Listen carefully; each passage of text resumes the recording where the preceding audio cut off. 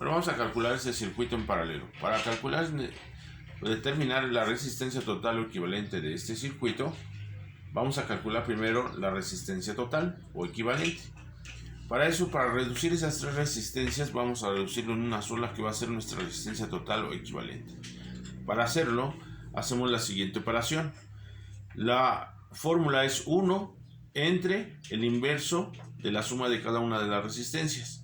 Es decir, 1 entre, abrimos paréntesis y tenemos 1 entre 10, que es la resistencia 1, más 1 entre 20, que es la resistencia 2, más 1 entre 30, que es la resistencia 3. Cerramos nuestro paréntesis, así tal cual lo debemos escribir en la calculadora para que nos dé el resultado correcto.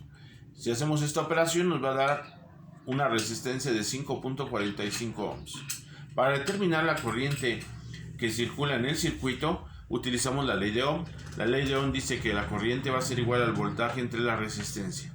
El voltaje es el que alimenta, que son los 50 volts, entre la resistencia total, que son 5.45 ohms. Si hacemos esta división, 50 entre 5.45 nos da 9.17 amperes. Para determinar el voltaje que hay en cada resistencia, debemos recordar las características de los circuitos paralelos, donde el voltaje en cada una de las resistencias va a ser la misma. Por lo tanto, podemos decir que el voltaje total va a ser igual al voltaje en 1, voltaje en la resistencia 2, voltaje en la resistencia 3, y eso nos da un total de 50 volts, que es el circuito el que nos está alimentando con 50 volts.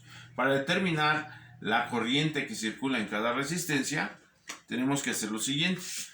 La corriente aquí se divide en las tres resistencias. Es decir, la corriente total que nosotros determinemos se va a dividir en esas tres. Pero ¿cómo lo calculamos? Igual utilizamos la ley de Ohm.